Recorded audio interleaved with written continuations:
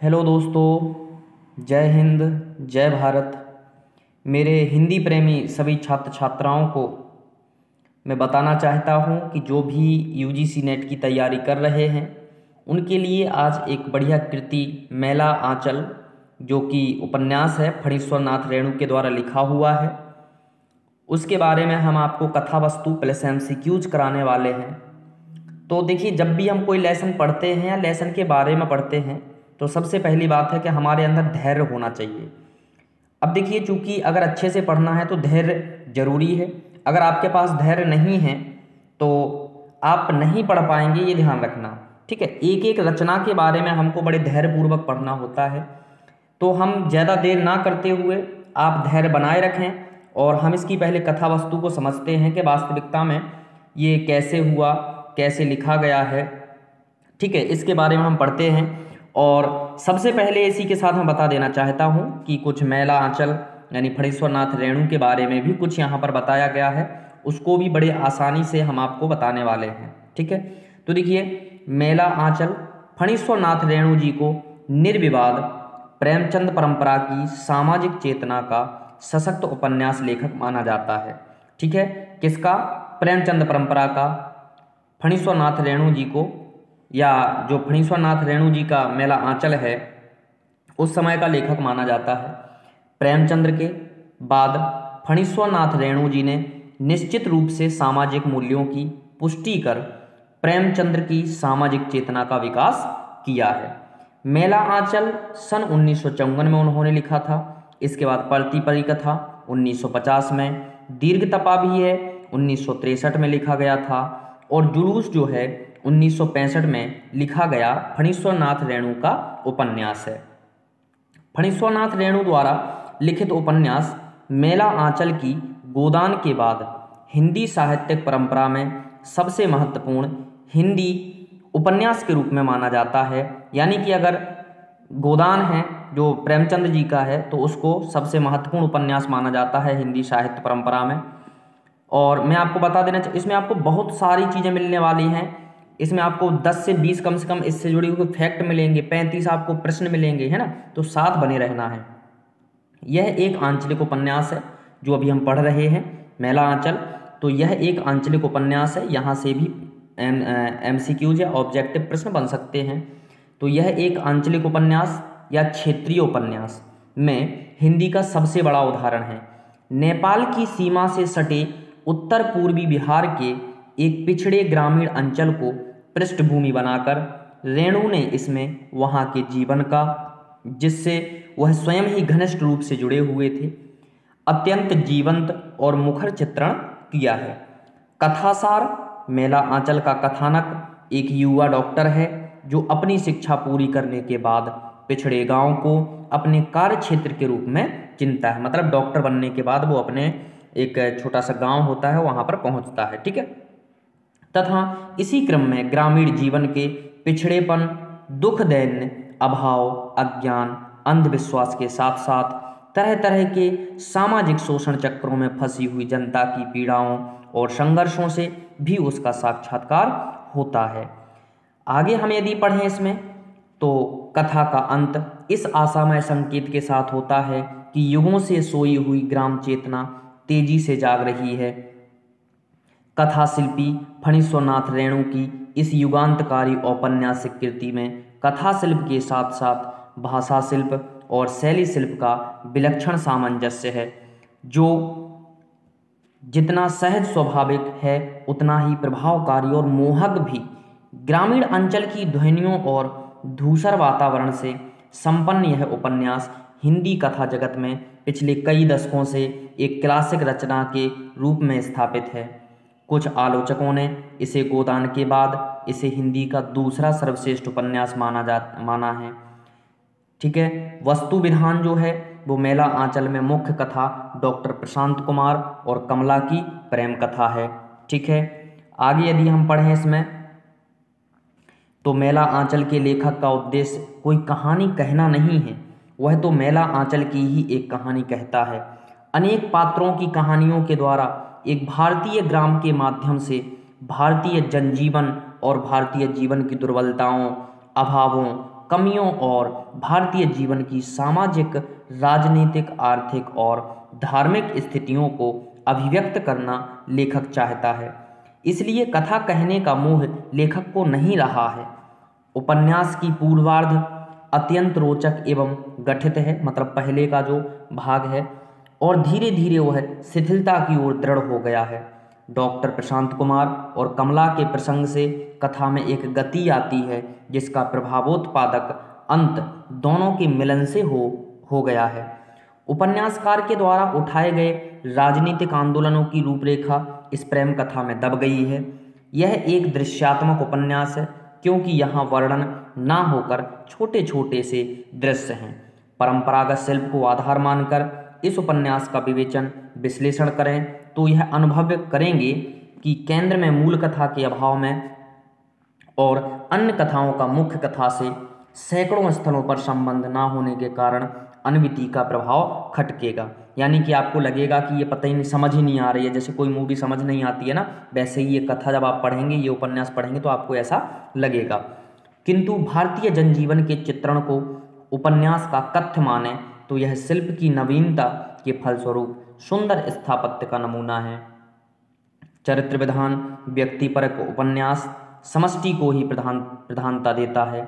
उपन्यासकार एक दो स्त्री पुरुष के चरित्र के उपन्यास में व्यक्तिकता के साथ प्रकट करता है, किंतु सामाजिक उपन्यासकार तटस्थ रहकर पात्रों का ढेर हमारे सामने रख देता है। इसमें बहुत सारे पात्र भी हैं, ध्यान रखना। सच्चाई में यह उपन्यास चरित्रों की अभिव्यक्ति के स्थान पर एक गांव की आत्मा को प्रकट करना चाहता है। ये थोड़ा सा आप ध्यान रखो, ये फैक्ट जो है इन पर ध्यान रखना है, ठीक है। मेला आंचल में एक गांव की आत्मा की गाथा है और गांव विशिष्ट गांव ना होकर उत्तर भारत का प्रत्येक गांव है जो जाग रहा है।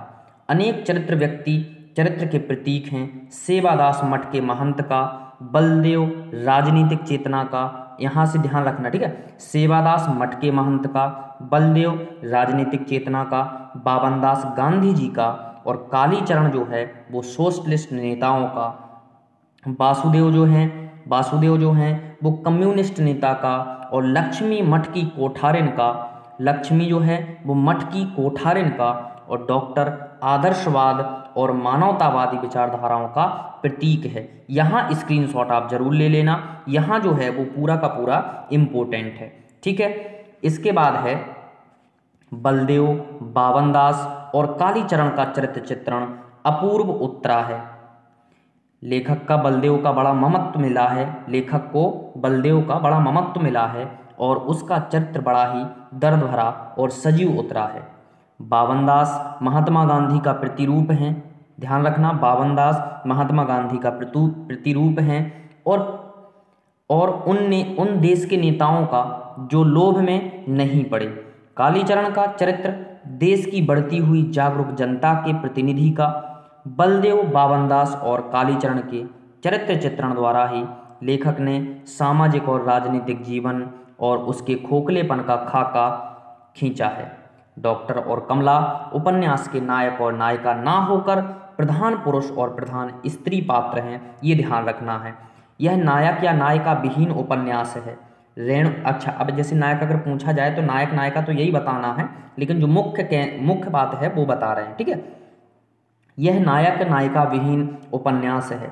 रेणु के पात्रों के बारे में यह गलत आरोप है कि रेणु का शिल्प विधान पात्रों में एक भाव तत्व को नहीं, उनकी विच्छति को प्रकट करने के लिए उपयुक्त है। सभी पात्र यथार्थ और सजीव रूप में हमारे सामने आते हैं, परंतु उनकी भावनात्मक सत्ता की दुर्बलता के कारण उनसे तादात्म्य प्राप्त करना कठिन लगता है। उपन्यास की दृष्टि में व्यक्ति से अधिक परिवेश महत्वपूर्ण था, किंतु पात्रों की भावात्मक सत्ता है। रेणु ने हृदय की संवेदना, ममता और करुणा उड़ेलकर प्राणवान पात्रों का निर्माण किया। रोग सैया पर लेटी कमला, यहाँ से फिर इम्पोर्टेंट है, ध्यान रखना। रोग सैया पर लेटी कमला, कोठारिन लक्ष्मी और मानवतावादी प्रशांत कुमार के हृदय की धड़कन और स्पंदन हम स्पष्ट सुन सकते हैं। ज़्यादा लंबा नहीं है, बस एक पेज और है छोटा सा। इसमें पात्रों की आशाएं और आकांक्षाएं, कुंठाएं और ईर्ष्या, प्रेम और घृणा, विश्वास और अविश्वास सभी हमारे सामने आते हैं उपन्यास की पार्श्वभूमि में आने वाली युवती पात्र ममता में भी ममता और संवेदना कम नहीं है।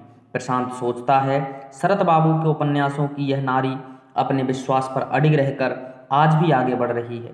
रूप बदल दो, नाम बदल दो, जगह बदल दो, पर यह कभी नहीं बदल सकती। शरत की नारियों की तरह मेला आंचल के स्त्री पात्र पुरुष पात्रों की अपेक्षा अधिक प्राणवान है। यहाँ पर ध्यान रखना, यहाँ पर जो हमने अभी आपको बताया है ऐसे ही कथन पेपर में आते हैं। परिवेश की प्रधानता होते हुए भी रेणु ने अनगिनत प्राणवान पात्र दिए हैं। ठीक है, तो ये तो रेणु जी के बारे में हम थोड़ा सा पढ़ रहे थे। उद्देश्य डॉक्टर प्रशांत कुमार के जीवन और विचारों ने उपन्यास का उद्देश्य स्पष्ट किया, क्योंकि डॉक्टर लेखक का प्रवक्ता है। डॉक्टर लोक कल्याण करना चाहता है। डॉक्टर ने चारों ओर राजनीतिक कुचक्रों और सामाजिक रूढ़ियों में लिपटी गरीबी को, जहालत को देखा। डॉक्टर प्रशांत कुमार ग्राम वासिनी का धूल भरा मेला आंचल देखना चाहता है और गांधी का प्रतीक बावन दास भी मानता है कि भारत माता जार बेजार रो रही है। उपन्यासकार मैरीगंज के जनजीवन का चित्रण, भारतीय जीवन के रुद्रन, गरीबों और बीमारी को अभिव्यक्त करना चाहता है। तो ये जो उपन्यास है ये मैरीगंज गांव के लिए है, ये ध्यान रखना।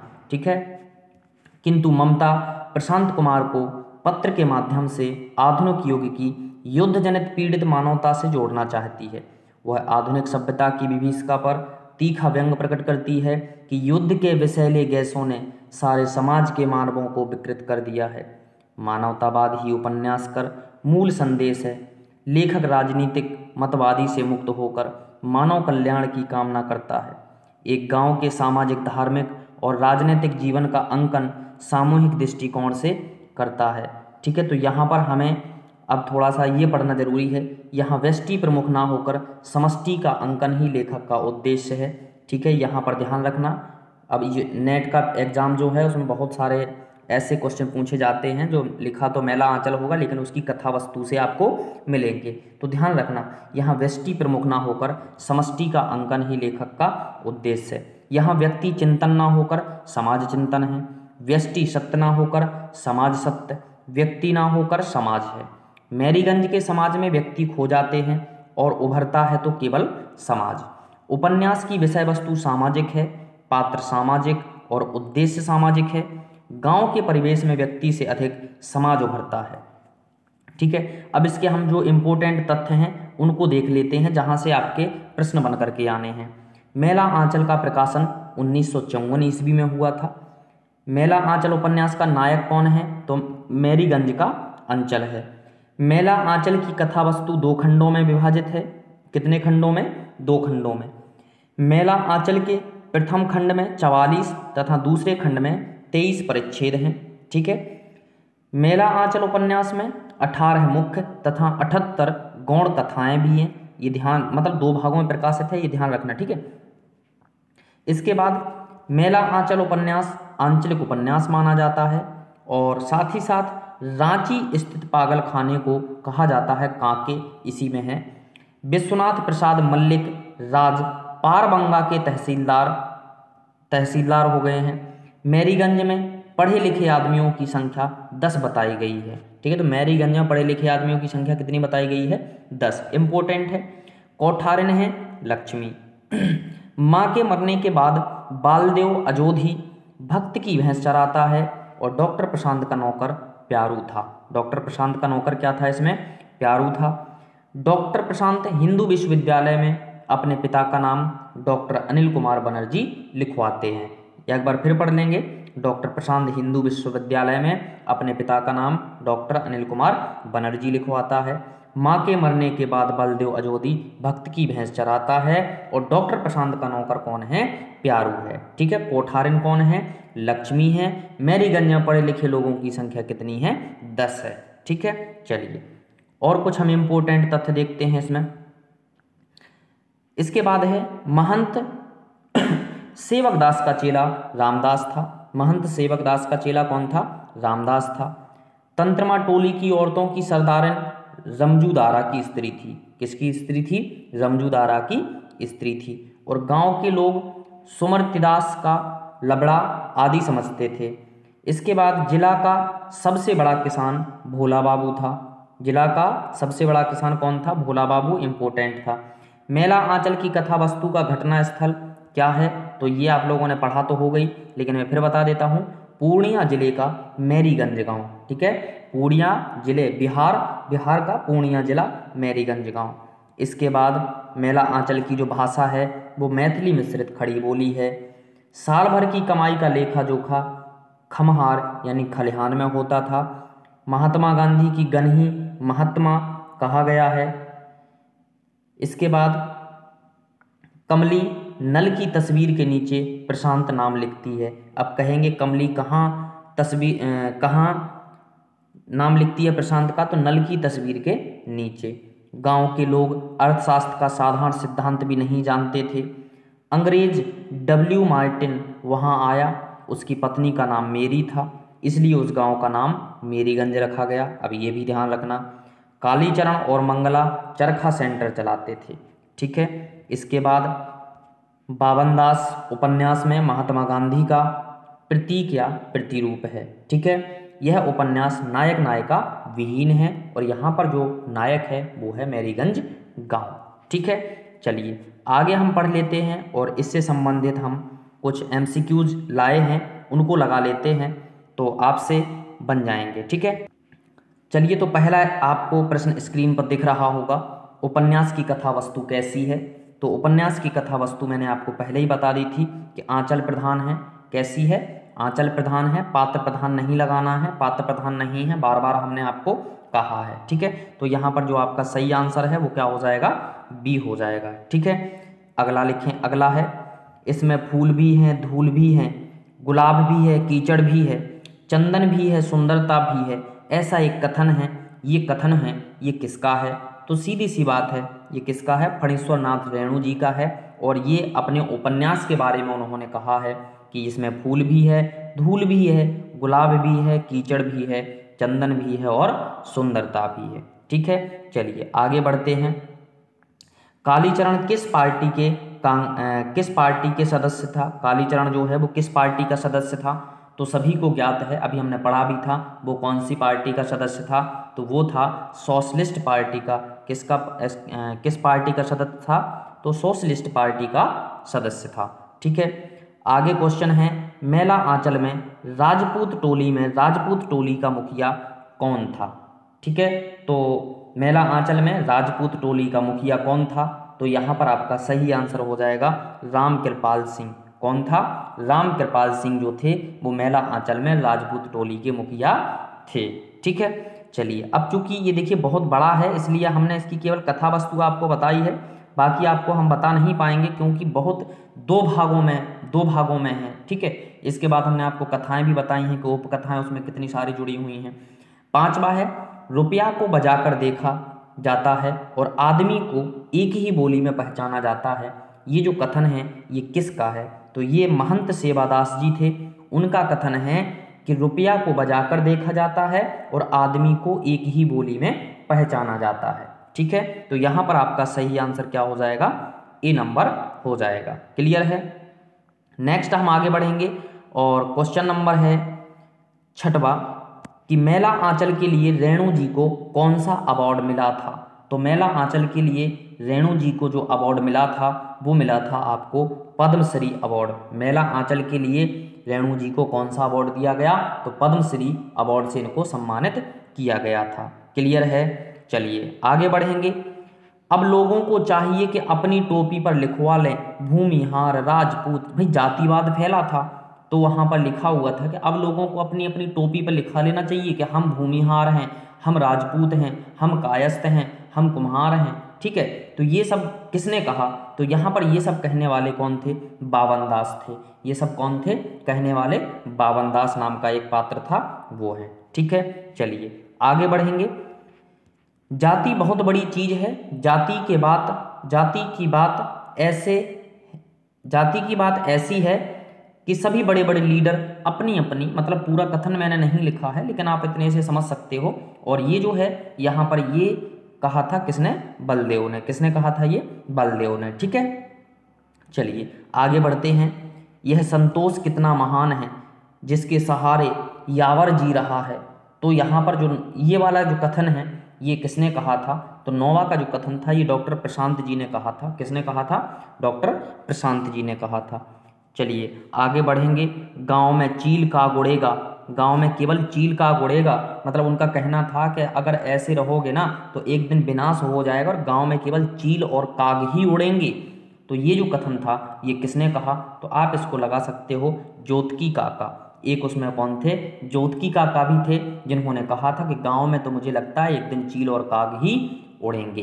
ठीक है, कथन ही नहीं है, और भी बहुत सारे मटेरियल है इसमें, टेंशन नहीं लेना है। भाई आदमी को एक रंग में रहना चाहिए, भाई आदमी को एक रंग में रहना चाहिए, ये किसका कथन है? तो ये था वासुदेव जी का कथन। किसका कथन था ये? वासुदेव जी का। यानी यहाँ पर भी आपका सही आंसर क्या हो जाएगा? बी नंबर हो जाएगा। ठीक है, चलिए अगला जो है, अगला कथन, जोतकी जी ठीक कहते हैं, गांव के ग्रह अच्छे नहीं हैं, जहां छोटी मोटी बातों पर ही झगड़ा हो जाते हैं, तो गांव के जो माहौल है वो एकदम ठीक नहीं है।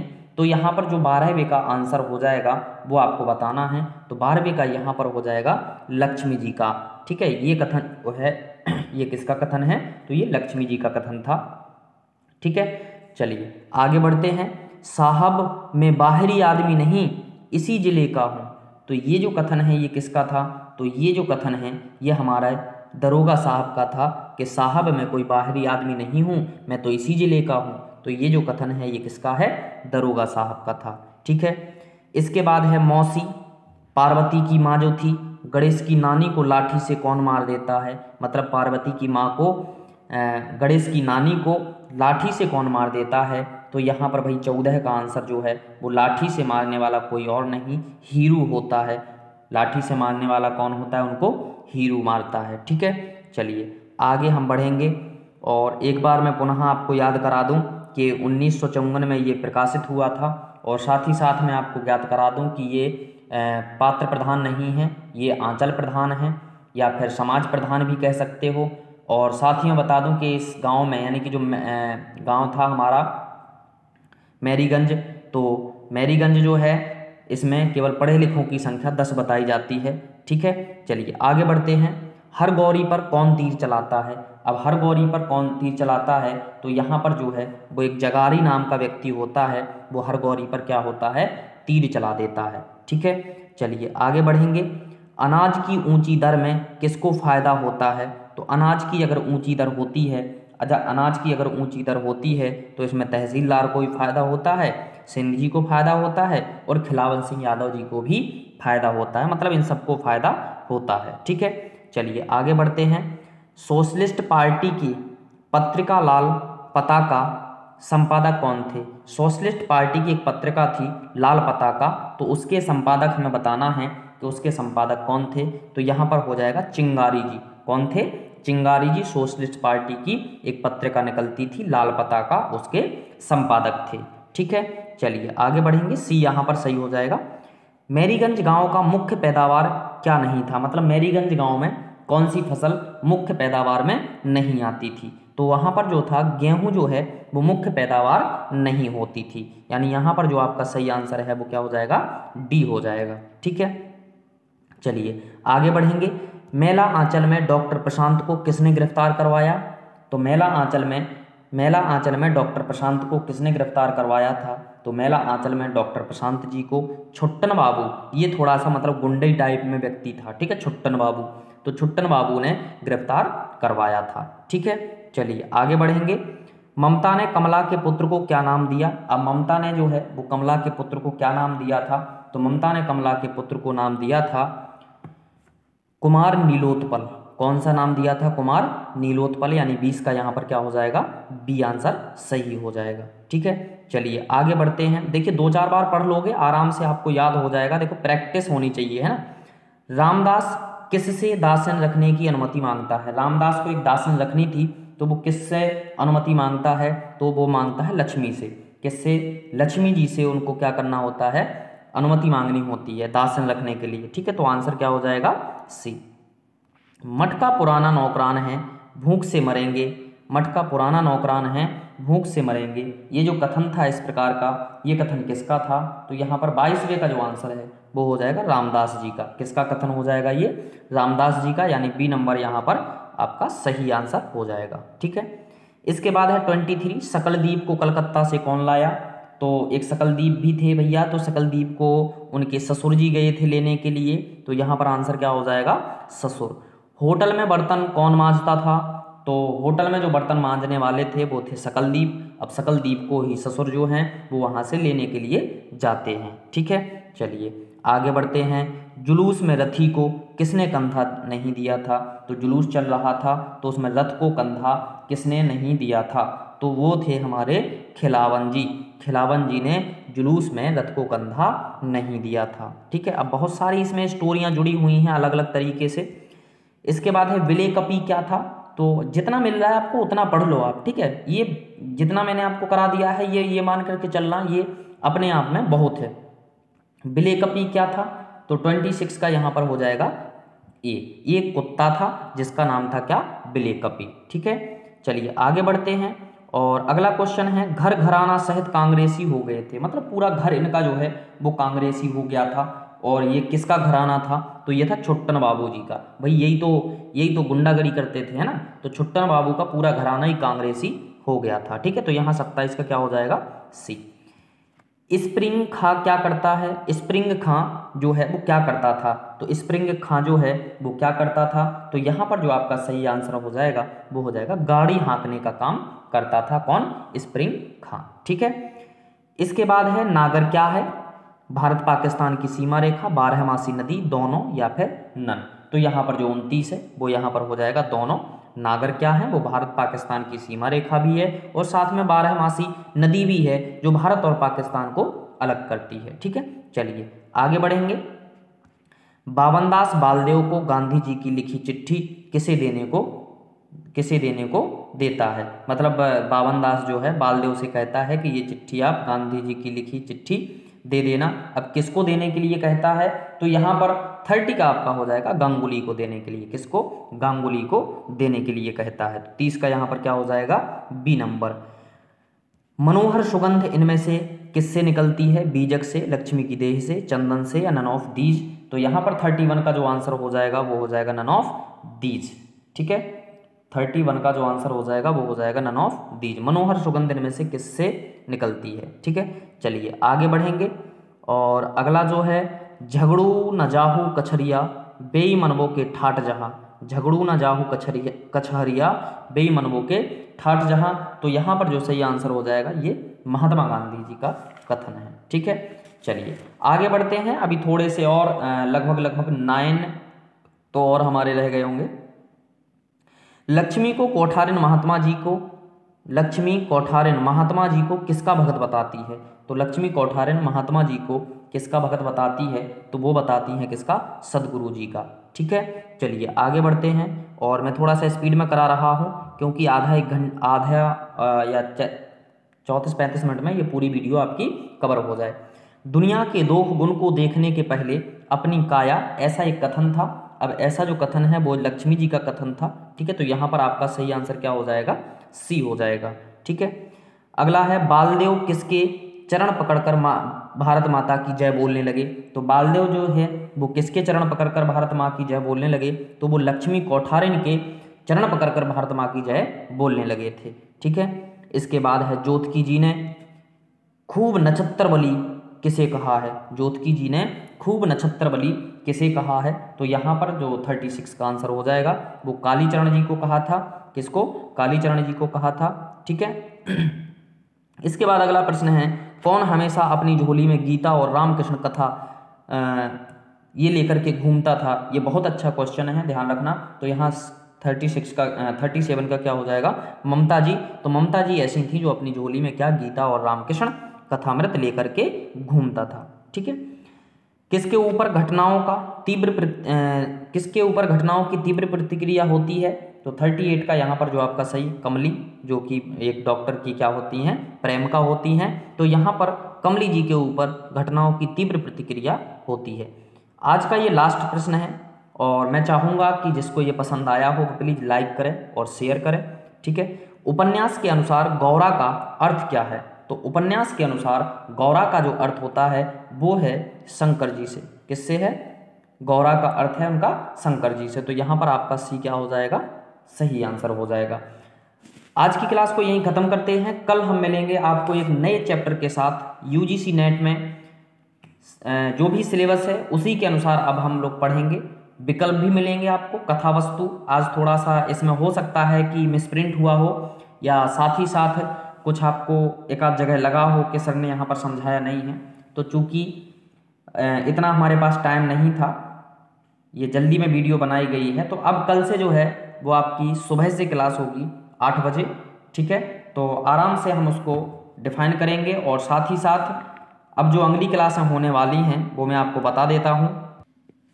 कल जो आपकी क्लास होगी उसमें बकरी, जो कि सर्वेश्वर दयाल सक्सेना जी की कृति है, उसके बारे में बात करेंगे। इसके बाद सिंदूर की होली, जो लक्ष्मी नारायण मिश्र जी के द्वारा लिखी गई है, तो इसके बारे में हम लोग चर्चा करेंगे अलग से। अंधा युग, जो धर्मवीर भारती जी के द्वारा लिखा गया है, इसमें हम पूरी कथा आपको बताएंगे। और साथ ही साथ में इनके जो विभिन्न पात्र हैं और साथ ही साथ में इनसे जो महत्वपूर्ण प्रश्न बन करके आते हैं वो हम बिल्कुल लाएंगे। और अंजो दीदी, जो उपेंद्रनाथ अस्के के द्वारा जी लिखी गई है, इसको भी हम आपको बताएंगे। तो इस प्रकार से हम धीरे धीरे पूरा का पूरा यूजीसी नेट सिलेबस ख़त्म करने वाले हैं। तो हमारे साथ बने रहिए, चैनल को सब्सक्राइब कीजिए। साथ ही साथ में आगरा बाजार भी एक कृति है जो हबीब तनवीर जी की है, इसको भी हम विषय वस्तु के साथ और सारांश के साथ पढ़ेंगे। अभी चूंकि हमने इसका सारांश नहीं ले पाया था, इसलिए नहीं ले पाया था क्योंकि ये जो मेला आंचल है इसके 2 खंड हैं। अब सोचिए जब उन्होंने 2 बुक्स बनाई हैं, तो अगर हम उसका सारांश भी बनाएंगे तो बहुत बड़ा बन जाएगा। इस वजह से इसका जो है वो सारांश नहीं बताया गया। बाकी आपको बहुत सारी कृतियों के सारांश भी हम लेकर के आएंगे। एक मन्नू भंडारी का महाभोज उपन्यास है, इसके बारे में भी हम आपसे बात करेंगे। ठीक है, तो इस तरीके से हम इन कृतियों के बारे में आपसे लगातार अब जुड़े रहेंगे।